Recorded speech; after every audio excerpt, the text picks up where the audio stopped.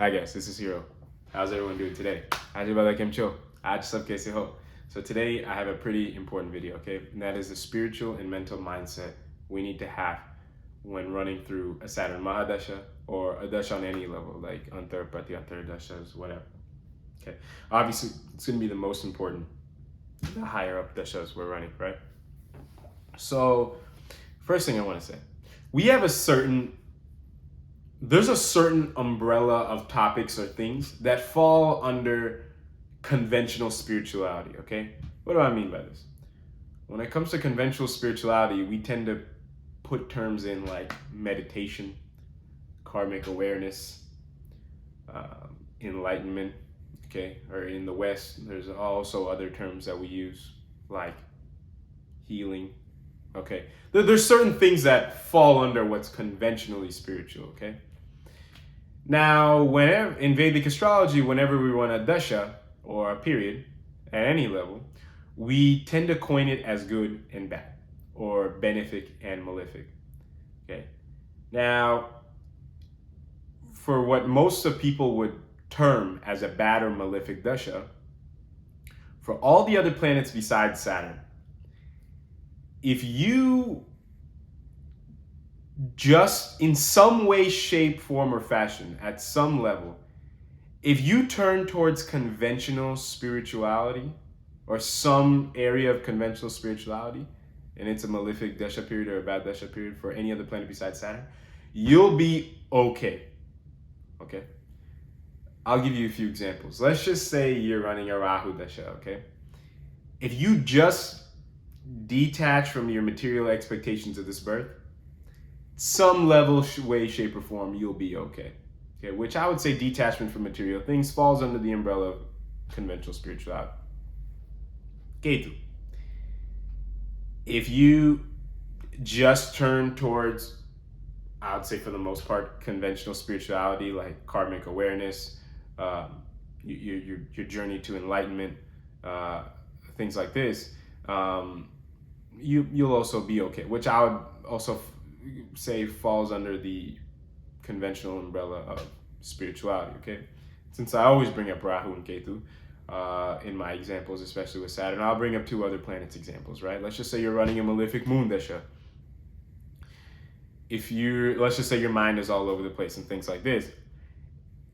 If we just learn to detach from all the thoughts and emotions that we're having internally and understand that we are not the mind, we'll be okay for a good part, right? And Venus, let's just say, this is the last example I'll give. Okay,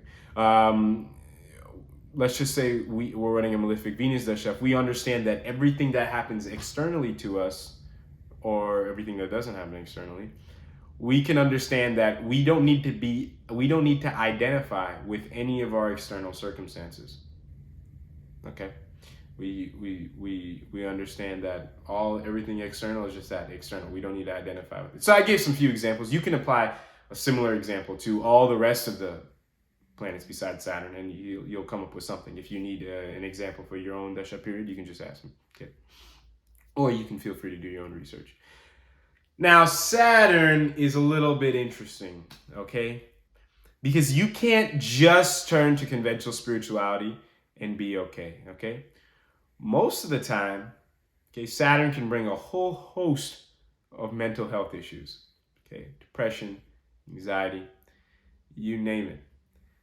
Now, the reason conventional spirituality doesn't work that much, now, if you notice, when it comes to signs or houses, conventional spirituality is kind of coming from three main places, okay? The 8th, the 9th, and the 12th.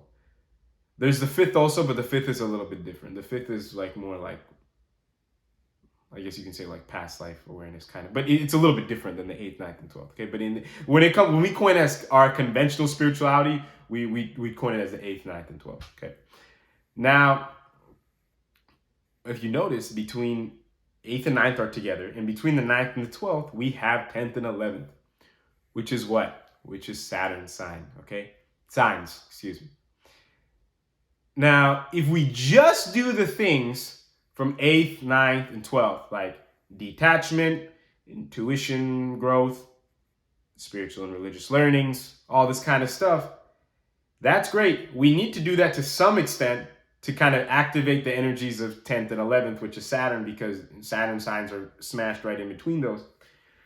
But we need to understand that that's not the only thing to do. Those are just kind of like the secondary tools, or this in order to complete the primary agenda of what Saturn wants us to do, okay? And the mental health issues and all this kind of stuff, if you're running a really bad Saturn Dasha, is not going to fully go away until you complete whatever it wants you to do from a 10th and 11th sign standpoint, okay? But we need to also do the things from 8th, 9th, and 12th in order to do these things from 10th and 11th properly, okay?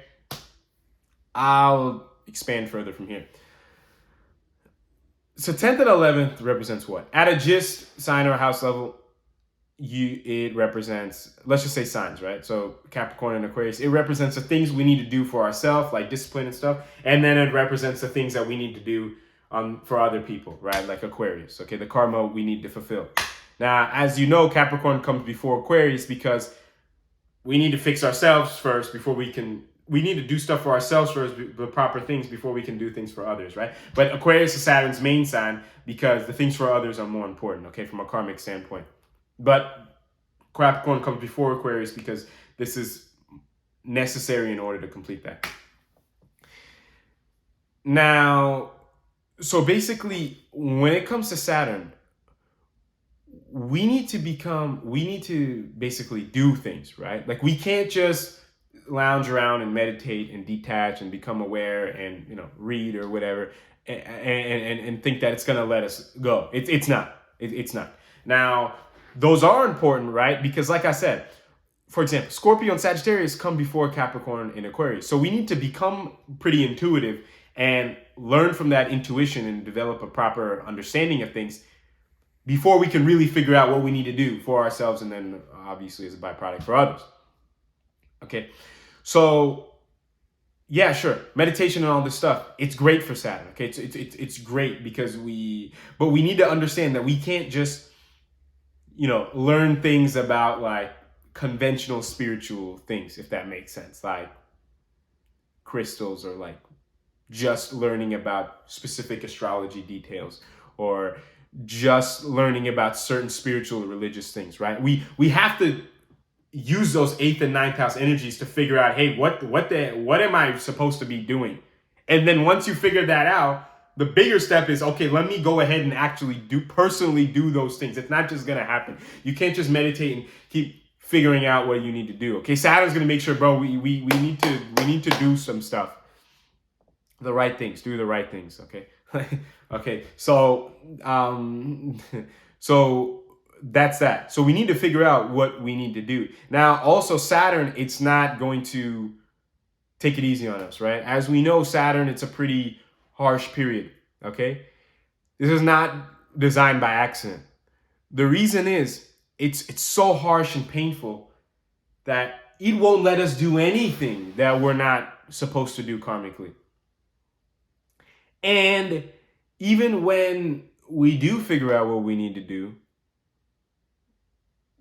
because of the nature of the modern world and stuff like that, it kind of also provides pain because it kind of wants to keep making sure that we're doing the things that we're supposed to do. Okay, at a gist. So, for example, a lot of people have job issues or something like that, finding jobs, whatever. Because somehow, in some way, shape, or form, it's trying to get you to figure out, okay, what am I really supposed to do? Like, I'm not meant to just do some nonsense. Yeah, sure, you have to make money and stuff like that, right? But because of Saturn's nature, it really wants you to divert its energies more towards something bigger. Now, something bigger, don't get that twisted, right? Because Saturn, if you look at its 10th and 11th signs, if you convert them to houses, that's the 10th and 11th house, okay? That's basically our whole picture in this society. Like, our whole representation in this society is from 10th and 11th house, okay? Now, how they see us and everything we get and how we're involved in society, all this kind of stuff, it's mainly seen from the 10th, 11th house. Now, don't get too attached to those bad energies, I guess you can say, of those things, right? Saturn wants to make sure we do certain things and make sure that we put ourselves out there and karmically in the way that we're supposed to do. But if you look, after the 10th, 11th house, there's Pisces, and then the cycle's none, right? Pisces, so you also need to make sure that you use our conventional spirituality, right? Conventional spirituality is from 8, 9, and 12. We also need to make sure that we also activate a little bit of 12th house because it comes right after Aquarius, and detaching from all the garbage, right? Let's just say we feel like we have a mission and a purpose, right? We done the 8th and the 9th house energetic work, which is the secondary agenda, but then we've actually, figured out how we're actually going to apply that. We've gone within, we've become intuitive of what we need to do, and then we're like, hey, this is what we need to do. This is our mission, our journey. Let's go ahead and do it, right? But naturally, we might get a little ahead of ourselves and think, we're going to do this, and then we're going to turn this into a business, and, we're going to help all these people, and then, we're going to get lots of money, and then everyone's going to look at us like, we're like some great person, and they're gonna think of us in such high regard and respect. Okay, this is normal, but now we need to go ahead and use that Pisces energies after Saturn, and detach from all the garbage. Okay, understand that, hey, if we don't make a lot of money, it's okay. If we don't get a lot of self-respect, it's okay. If people don't look at us like we're some big thing, that's okay. Okay, so that's the main thing from Saturn. Yeah, we need to apply the intuitive and the learning aspect and the detachment energies also once we figure out what we need to do. But we need to use that intuition and that learning. Not the main purpose of using that intuition and that learning, the 8th and 9th house energies, is to figure out what we need to do. Not learn anything else or anything like that during Saturn. Okay, I'm specifically talking about during Saturn. Okay, the primary agenda is going within so that we can figure out what to do, because there's a lot of distractions, and we've been led astray a lot just growing up, through media and just through stuff like that. Okay, and just through society. Go within, use the intuitive energies and the learning to figure out what we need to do. But then once you do that, you actually need to start doing that thing. Okay, the depression and the anxiety is not just going to go away on its own. And even after you start doing that thing, it's still going to be there a little bit in order to keep you going. Okay, but it might not work out, or you might notice that even when you start doing that thing, you're from a mental or spiritual health standpoint, you might notice that, hey, it's still, I'm still kind of feeling a little bit off. And that's because you most likely need to detach from something. You figured out what you need to do, which is great. You're doing the things you need to do, but you need to also detach from certain parts of what you need from that thing, from that mission, that journey. For example, the money you're going to make, or, the prestige you're going to get, the attention you're going to get, whatever. So I hope that made sense. We need to activate the 8th, 9th, and 12th house energies of conventional spirituality, but we need to apply them in a different way. To figure out, we need to focus them, like shine that focus of the 8th and 9th house and 12th house energies on Saturn's mission, which is the 10th and 11th house things of doing what we need to do for ourselves and others. Okay, but like I said, that's just the secondary mission. We need to kind of do those along the way, before and after, whatever. But we need to, like I said, the main thing is we need to actually do something. Okay, and don't give up. It's not going to be that easy. Okay, we need to actually do something, and then we need to actually go out and do something. The main thing is doing something. Okay, the main thing is doing something. But like I said, we've been kind of taught, and it rightfully so, and you actually need to an extent, to utilize those spiritual conventional energies, and you need to use those to kind of keep yourself at bay when doing Saturn's things, right? Because Saturn, like I said, it's throwing yourself out there and doing something in the material world, right? The 10th and 11th house energies. But we need to make sure that we're being very careful and that we're doing the things that Saturn wants us to do karmically the most. Okay, so I hope that made sense. If you have any questions or comments, you can feel free to let me know. And until next time, talk to you guys later. Thank you very much for watching.